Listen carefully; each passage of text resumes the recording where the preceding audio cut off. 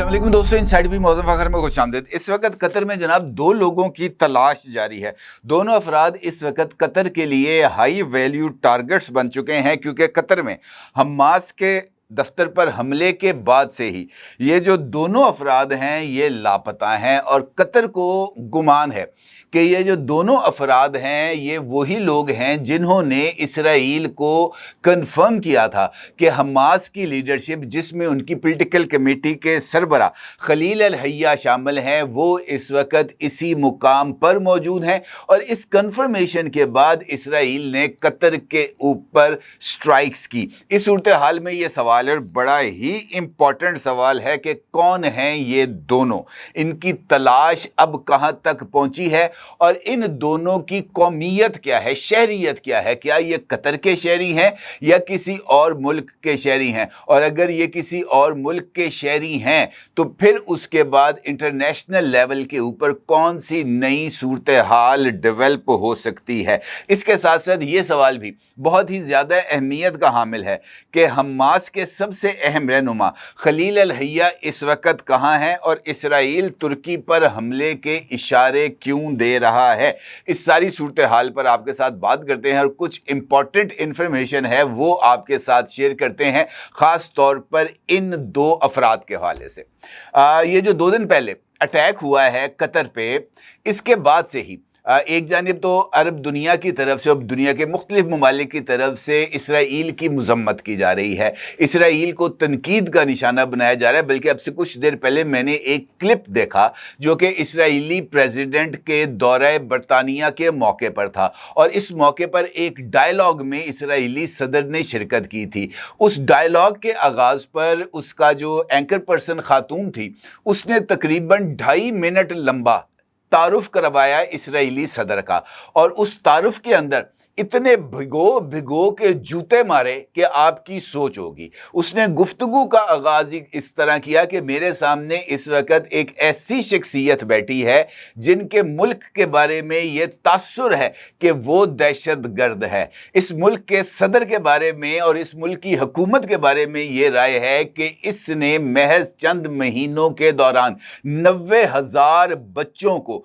मासूम बच्चों को भूख और अपनी फौजियों की गोलियों से मरवाया। इस सदर के बारे में, इस हुकूमत के बारे में यह तासुर है कि यह दुनिया के किसी कानून को, दुनिया के किसी चार्टर को, दुनिया की किसी आवाज को तस्लीम नहीं करता। यह वो मुल्क है जो तोसी पसंदाना अज़ाइम रखता है और अपने अज़ाइम के रास्ते में आने वाले किसी शख्सियत को या किसी भी मुल्क को वो जनाब रोंद के रख देता है। यह तासुर भी मौजूद है कि महज गुज़िश्ता 72 घंटों के दौरान इस मुल्क ने 5 ममालिक के ऊपर बमबारी की। आप अंदाज़ा लगाएं कि यूरोप में बैठकर, एक बरतानिया में बैठकर इसराइली सदर की इस तरह की तवाज़ो कम अज़ कम मैंने तो इससे पहले नहीं देखी। ये इनफैक्ट एक इंटरनेशनल सेंटिमेंट्स हैं जो कि इसराइल के ख़िलाफ़ डेवलप हो रहे हैं। लेकिन ये अलग बात है कि जो सेंटिमेंट्स आवाम के अंदर हैं, उस तरह के जज्बात हमें हुकूमती लेवल के ऊपर नज़र नहीं आते, और चूँकि हुकूमतें ही पॉलिसी साजी में अहम किरदार अदा करती हैं, लिहाजा उनकी पॉलिसी साजी इस वक्त भी प्रो इसराइल ही नज़र आती है। खैर, किस्सा मुख्तसर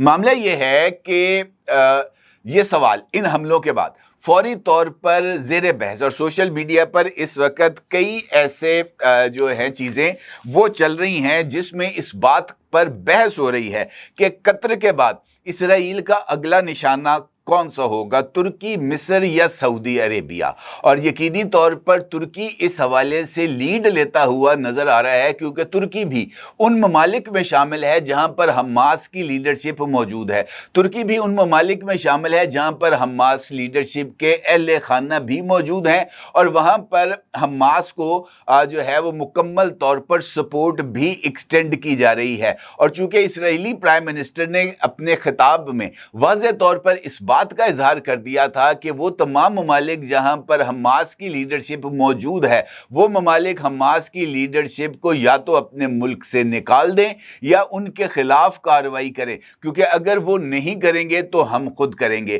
اس بنیاد کے اوپر جو ترکی ہے اس وقت وہ اسرائیل کا پرائم ٹارگٹ ہے، اور یہی وجہ ہے کہ ترکی کی طرف سے رد عمل دینے کے عمل کا آغاز بھی کیا جا چکا ہے۔ کل میں نے آپ کے ساتھ ایک ویڈیو میں ترکی کی جنگی تیاریوں کے حوالے سے آپ کو آگاہ کیا تھا۔ آج اس حوالے سے اہم ڈیولپمنٹ یہ ہے کہ ترکی کی طرف سے ان کا جو میزائل ڈیفنس سسٹم جو کہ رشیا کی طرف سے ان کو ملا تھا S-400 وہ انہوں نے ڈپلوائے کر دیا ہے، اور اس کے ساتھ ساتھ ترکی نے اپنا تیار کردہ سٹیل ڈوم بھی ایکٹیویٹ کر دیا ہے تاکہ ممکنہ طور پر اگر اسرائیل کی طرف سے ترکی کے اوپر کسی طرح کی کوئی کارروائی کی جا سکے تو ترکی اس کا ترکی بترکی جواب دے کر ان کو جناب ذرا ٹھنڈا کر سکے۔ اور یہ بڑی ہی امپورٹنٹ ڈیولپمنٹ ہے خاص طور پر ریجنل سینیریو میں، کیونکہ اگر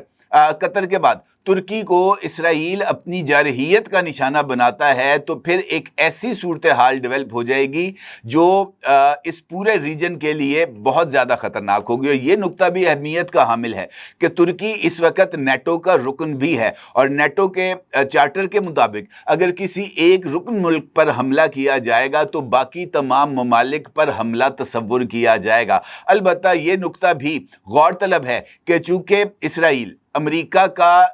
جو ہے وہ چہیتا ہے اور امریکہ نیٹو میں اسرائیل کے خلاف کسی بھی کارروائی کو ویٹو کر سکتا ہے، تو یہاں پر ذرا معاملات تھوڑے سے گمبھیر ہیں۔ البتہ ترکی، مصر اور سعودی عربیہ یہ تینوں ممالک اس وقت بظاہر ٹارگٹ محسوس ہوتے ہیں، اور یہی وجہ ہے کہ قطر پر حملے کے فوری بعد سعودی عربیہ، ترکی اور دیگر ممالک کی طرف سے سخت رد عمل سامنے آیا، بلکہ سعودی عربیہ کی طرف سے اس بات کو واضح کیا گیا قطر کے سامنے کہ سعودی عرب قطر کے ہر جواب میں اس کے ساتھ کھڑا ہے، اور جواب کا فیصلہ قطر نے کرنا ہے، اور سعودی عربیہ اس کو ہر طرح کی سپورٹ کو ایکسٹینڈ کرے گا، اور ترکی اور قطر جس طرح کی حمایت طلب کریں گے سعودی عربیہ سے، چاہے وہ ایئر سپیس کے حوالے سے ہو چاہے کسی اور لاجسٹکس کے حوالے سے ہو، ہر طرح کی سپورٹ قطر کو فراہم کی جائے گی۔ تو صورتحال ذرا تھوڑی سی ہمیں اس ریجن کے اندر خطرناک ڈیولپ ہوتی ہوئی محسوس ہوتی ہے۔ دوسری جانب دو افراد جن کا ذکر میں نے آپ کے ساتھ گفتگو کے آغاز میں کیا تھا، یہ بھی ایک اہم ایسپیکٹ ہے۔ قطر کے جو مختلف میڈیا سینٹرز ہیں ان کی طرف سے یہ خبر سامنے آئی ہے کہ قطر میں اسرائیلی حملے کو دوحہ میں جس کو حماس کی لیڈرشپ کو نشانہ بنانے کے لیے کیا گیا تھا، اس کے بعد سے قطری حکام کی جانب سے 2 افراد کی تلاش جاری ہے۔ یہ حملہ حماس کے مذاکراتی ٹیم کی اجلاس کی جگہ پر کیا گیا تھا جہاں متعدد دھماکے ہوئے۔ حملے میں حماس کے 5 اراکین سمیت کل 6 افراد شہید ہوئے تھے، جن میں خلیل الحیہ حماس کے چیف مذاکرات کار کے بیٹے حمام خلیل الحیہ اور ایک قطری سیکیورٹی اہلکار بھی شامل ہے۔ تاہم حماس نے اپنے سینئر رہنماؤں کی ہلاکت کی تردید کی اور کہا کہ حملہ ناکام رہا ہے۔ قطری حکام کا یہ ماننا ہے کہ یہ جو حملہ کیا گیا ہے اسرائیل کی طرف سے عین اس موقع پر کیا گیا جب حماس کی لیڈرشپ جنگ بندی کے لیے ڈونلڈ ٹرمپ کی طرف سے جنگ بندی کی جو تجاویز آئی تھی اس کے اوپر غور کر رہے تھے، اور ان کا یہ بھی ماننا ہے قطری حکام کا کہ اسرائیل کو حماس کی ٹاپ لیڈرشپ کی ان کے اس مرکز میں موجودگی کو کنفرم کیا گیا تھا، اور اس کنفرمیشن کے بعد ہی اسرائیلی طیاروں کی طرف سے یہاں پر حملہ کیا گیا۔ اب اس حوالے سے یہ انفارمیشن بھی موجود ہے کہ جن 2 افراد کی تلاش جاری ہے یہ ممکنہ طور پر قطر کے سیکیورٹی اہلکاروں یا وہاں پر موجود جو لوگ مختلف کاموں میں ہائر کیے جاتے ہیں ان میں شامل تھے، اور یہ دونوں شہریت کے اعتبار سے انڈین شہری ہیں، یعنی یہاں پر بھی ایران کی طرح اسرائیلی اٹیک کے اندر انڈین سہولت کاری کا انکشاف ہوا ہے، اور یہ انکشاف نہ صرف بہت زیادہ اہمیت کا حامل ہے بلکہ یہ پوری مسلم ورلڈ کے لیے ایک بہت ہی زیادہ بڑا چونکا دینے والا ایسپیکٹ ہے، کیونکہ اس سے پہلے ایران کے اوپر بھی جب اسرائیل کی طرف سے اٹیک کیا گیا تھا تو اس میں را اور موساد دونوں کے مشترکہ آپریشنز کی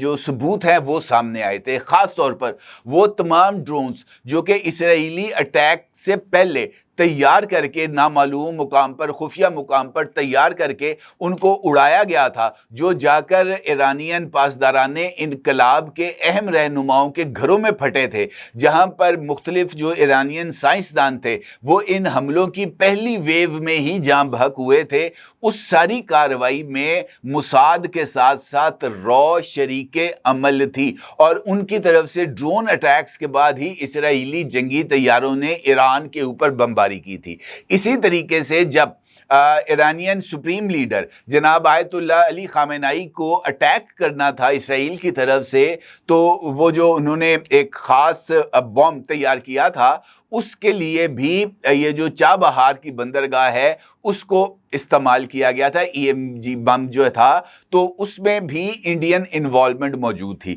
اب یہ جو خبر سامنے آئی ہے جس میں قطری وزارت جو اندرونی ان کی وزارت ہے، اس نے اس بات کا انکشاف کیا ہے کہ 2 افراد کی تلاش ہے، اور یہ دونوں افراد کی شہریت کے بارے میں ان کا انڈین ہونا یہ اس بات کی طرف اشارہ ہے کہ انڈینز کی عرب دنیا میں موجودگی انفیکٹ اسرائیل کے ساتھ ریئل ٹائم انٹیلیجنس اور انفارمیشن شیئرنگ کی بنیاد ہے۔ ایران کے اندر بھی ہم نے یہ دیکھا تھا کہ ایرانین کمپنیز اور ایرانین سرکاری اداروں کو جو سافٹ ویئر دیے گئے تھے وہ انڈین کمپنیز کی طرف سے دیے گئے تھے، جن سے ریئل ٹائم ڈیٹا اسرائیل کے ساتھ شیئر ہو رہا تھا۔ اور اگر یہ دائرہ بڑھتا ہے، متحدہ عرب امارات، سعودی عربیہ، قطر اور دیگر ممالک میں بھی جو اس وقت آئی ٹی کی جو مصنوعات استعمال ہو رہی ہیں اس میں میجورٹی انڈینز کی ہے، اور اگر یہ سارا پیٹرن یہاں پر بھی اس کو فالو کیا جا رہا ہے تو یہ پوری عرب دنیا کے لیے ایک بہت بڑے خطرے کا سبب ہو سکتا ہے۔ لہٰذا یہ صورتحال نہ صرف چونکا دینے والی ہے بلکہ یہ اس بات کا تقاضا بھی کرتی ہے کہ یہ جو انڈیا اور اسرائیل دونوں کے درمیان جو اس وقت کا گٹھ جوڑ ہے وہ کس حد تک دنیا کے امن کے لیے خطرہ ہے، یہ اب کوئی ڈھکی چھپی بات نہیں ہے۔ اور پھر انڈیا کا واضح طور پر اس بات کا اظہار کرنا، اور نریندر مودی یا جے شنکر دونوں کا یوروشلم کے اوپر جب ایک بس سٹینڈ کے اوپر فائرنگ کا واقعہ ہوا تھا اب سے 4 دن پہلے، اس کی مذمت کرتے ہوئے حماس کو دہشت گرد قرار دینا، یہ تمام کے تمام ڈاٹس اسی بات کو کنیکٹ کرتے ہیں کہ قطری حکام کا یہ جو انڈینز کی انوالومنٹ کا شبہ ہے یہ کافی حد تک درست دکھائی دیتا ہے۔ اب اس صورتحال میں یہ بات بھی بڑی اہمیت کی حامل ہے کہ اس جو فلسطین ہیں، حماس کے جو چیف مذاکرات کار تھے خلیل الحیہ، وہ اس وقت کہاں پر ہیں؟ کیونکہ اس حملے کے فوری بعد خلیل الحیہ اور حماس کی لیڈرشپ کے جو ٹاپ لیڈرشپ ہے اس کے 5 افراد کی